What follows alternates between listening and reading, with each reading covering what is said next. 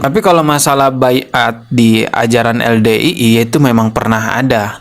Jadi kalau bukan dari golongannya, nggak pernah berbaiat dengan imamnya, itu dianggap kafir. Dulu LDII ini namanya Islam Jamaah. Di fatwa sesat karena Islam Jamaah ini memang menyimpang akidahnya, mengatakan selain dia kafir semua. Jadi takfiri lain ya, kafaro yukafiru takfiron, mengkafirkan orang. Jadi dalam kepercayaan LDII, Muslim yang sesungguhnya itu adalah orang yang telah berbaiat kepada imam mereka atau orang yang mereka anggap imam.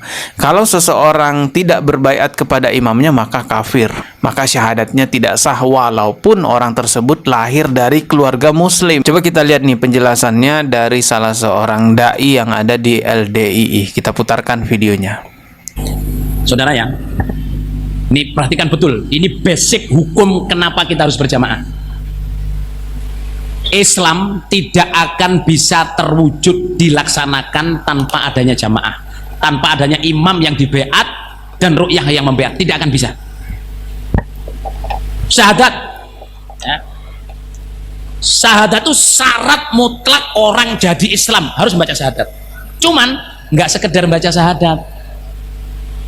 Syahadat itu harus diucapkan di depan imam, yang imam itu akan ngurusi kita sampai kita mati atau dia mati, ya toh, yang akan ngurusi agama kita, memberi ilmu kita. Baru syahadat itu sah, dan itu adalah imam yang dibeat. Kalau zaman Nabi ya Nabi.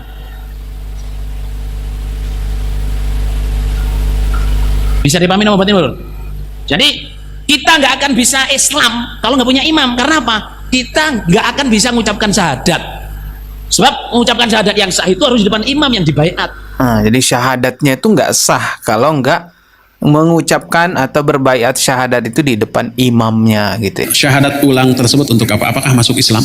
Kalau dianggap masuk Islam berarti sebelum syahadat itu dianggap kafir, dan yang tidak bersyahadat dianggap kafir. Apakah begitu? Kalau begitu, ini berbahaya. Ini yang kemudian disebut dengan sebutan kelompok takfiri. Takfiri itu mengkafirkan orang-orang yang tidak bersyahadat di hadapan pemimpin dia. Benarkah orang seperti ini? Benar-benar salah. Benar-benar keliru. Kenapa? Karena setiap bayi yang lahir itu sudah muslim. Fitrah di sini Islam.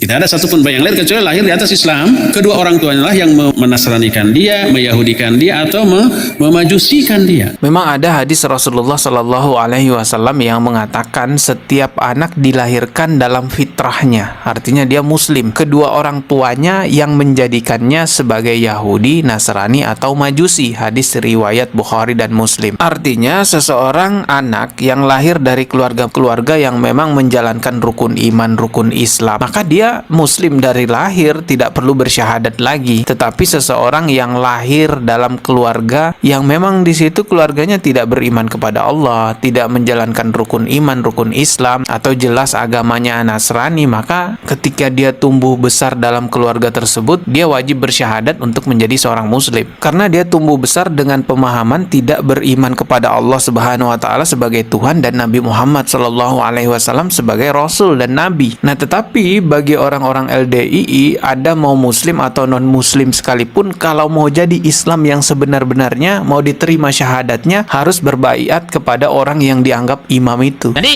kita nggak akan bisa Islam kalau nggak punya imam. Karena apa? Kita nggak akan bisa mengucapkan syahadat.